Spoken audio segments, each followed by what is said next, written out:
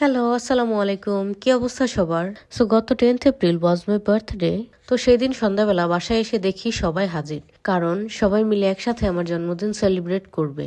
Anyway, আমিও ঝটপট দেরি না করে একটি লাল টুকটুকে ড্রেস পরে লাল লিপস্টিক দিয়ে হালকা টাচ আপ করে একদম ললিতা মানুষ সেজে রেডি হয়ে গেলাম। তারপর আমাকে বলা হলো, তুমি এক জায়গায় দাঁড়াও, তোমার এখন গিফট রিসিভ করার পালা।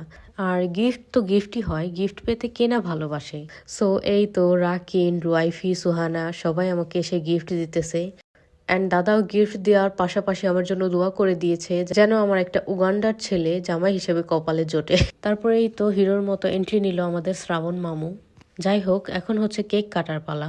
তো সবগুলো বাচ্চাদের নিয়ে এই তো আমি বসে পড়লাম কেক কাটার জন্য। কেক কাটার পর সুনাইদার মুখে দিতে চাইলাম, কিন্তু সে খাবে না, আমাকে একদম রিফিউজ করে দিল।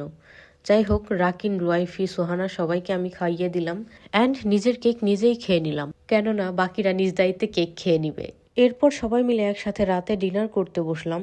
যেহেতু কোনো প্রি প্ল্যানিং ছিল না, তো আপু একা হাতেই সব রান্না বান্না করেছে। তো এই ছিল আমার জন্মদিনের ছোটখাটো সেলিব্রেশন। সবাই আমার জন্য দোয়া করবেন যেন আমি জীবনে অনেক এগিয়ে যেতে পারি। আজকের জন্য এই পর্যন্তই। আল্লাহ হাফেজ।